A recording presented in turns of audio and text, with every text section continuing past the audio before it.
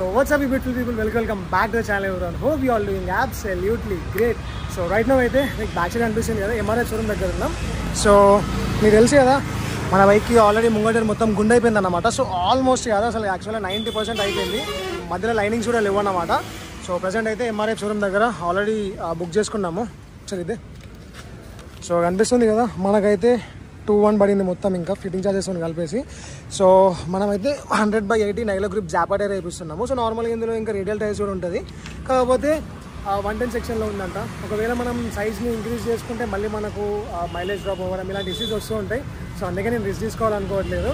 And moreover ఈ వ్లాగ్లో మనమైతే మన ఫ్రంట్ బ్రేక్ ప్యాచ్ కూడా చేంజ్ చేయించుకుంటాం అన్నమాట. ఆల్రెడీ బ్రేక్ ప్యాచ్ మొత్తం ఆల్మోస్ట్ అయిపోయినాయి అన్నమాట. లైక్ 90% అయిపోయింది, ఇంకొక 10% మాత్రమే ఉంది. సో ఇప్పుడు అది కూడా చేంజ్ చేయించుకుంటాం. బ్యాక్ సైడ్ ఏమో షోరూమ్ ఉంది. సో రెండు పక్కనే ఉన్నాయి కాబట్టి పెద్ద ఫరక్ పడదు. సో చలో ఇంకా టైర్ రిమూవ్ చేసుకొని టైర్ చేంజ్ చేసుకొని బ్రేక్ ప్యాచ్కి వెళ్ళిపోదాం. Let's go. అండ్ ఈ వీడియో నచ్చితే మాత్రం లైక్ చేయండి, ఛానల్ సబ్స్క్రైబ్ చేయండి.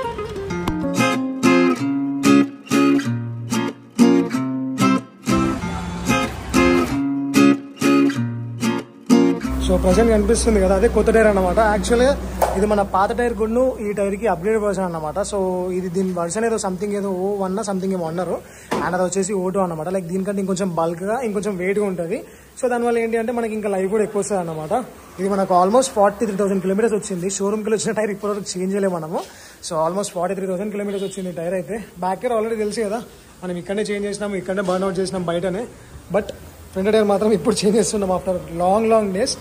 అండ్ అట్లనే ఇప్పుడు మనం బయటికి వెళ్ళిన తర్వాత ఎట్లా బ్రేక్ ప్యాచ్ కూడా చేయించుకుంటాం కాబట్టి, లైక్ బ్రేక్ ప్యాచ్ కూడా చేంజ్ చేసుకుంటాం కాబట్టి మాక్సిమం ఇంకా మనం స్టాపింగ్ చేయడానికి స్టంట్ చేయడానికి చాలా కంఫర్టబుల్ ఉంటుంది. అండ్ మరోవర్ రైనీ సీజన్ కాబట్టి టైర్లు అనేటివి పర్ఫెక్ట్ కండిషన్లో ఉండాలి. ఎందుకంటే రైనీ సీజన్లో మనకు రోడ్స్ అనేది స్లిప్పర్ ఏమి ఉంటుంది, అండ్ మనం ట్రిప్ చేస్తాం కాబట్టి సో జాగ్రత్తగా చూసుకోవాలి.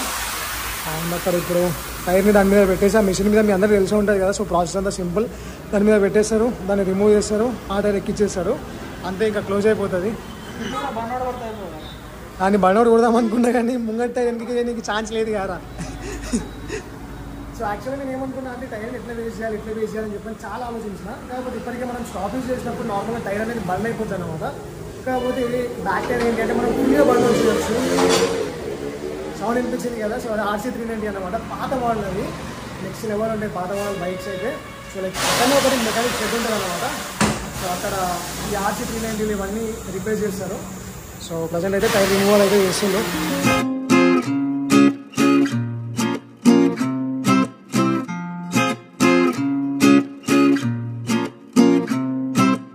ఒకప్పుడు ఈ మెషిన్స్ అన్ని రాకముందు నార్మల్గా మనం ఒక టైర్ని రిమూవ్ చేయాలంటే ఆ టైర్ని రిమూవ్ చేసి స్కూడే వాళ్ళు పెట్టి అది ఇది పెట్టి చేసేది. బట్ ఇప్పుడైతే మెషిన్స్ వచ్చినాయి కాబట్టి చాలా సింపుల్గా అయిపోతుంది. అండ్ మోరోవర్ ఇట్లా చేసేటప్పుడు మనకి ఫ్రంట్ అలాయ్ వీల్స్ ఉంటాయి కదా. సో అలాయ్ వీల్స్ మీద ఉండే పెయింట్ అనేది లైక్ డ్యామేజ్ అయిపోతుంది అనమాట. కాకపోతే తీసేటప్పుడు జాగ్రత్తగా చూసుకోండి.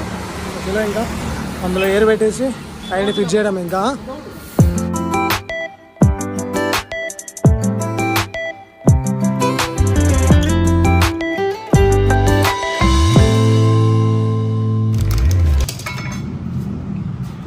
వచ్చాడు. సో కనిపిస్తుంది కదా బ్రేక్ ప్యాచ్. నార్మల్గా మనకి ఇందులో 2-3 టైప్స్ ఉంటాయంట. సో ఇందులో మీకు కనిపిస్తుంది లైనింగ్స్ అనేటివి. సో ఇదైతే 435 రూపీస్ ఇఫ్ మనకు 4 లైనింగ్స్ వచ్చినాయి. ఇంకోటి 235 రూపీస్ కూడా ఉంది. సో దానికైతే సింగిల్ లైనింగ్ డబుల్ లైనింగ్ వస్తుందంట. అండ్ దానికంటే ఇంకొంచెం హై కాస్ట్ కూడా ఉంటుంది, దానికంటే తక్కువ కూడా ఉంటుంది, 150. అదే బ్రో మొత్తం 4 చెక్స్ కదా.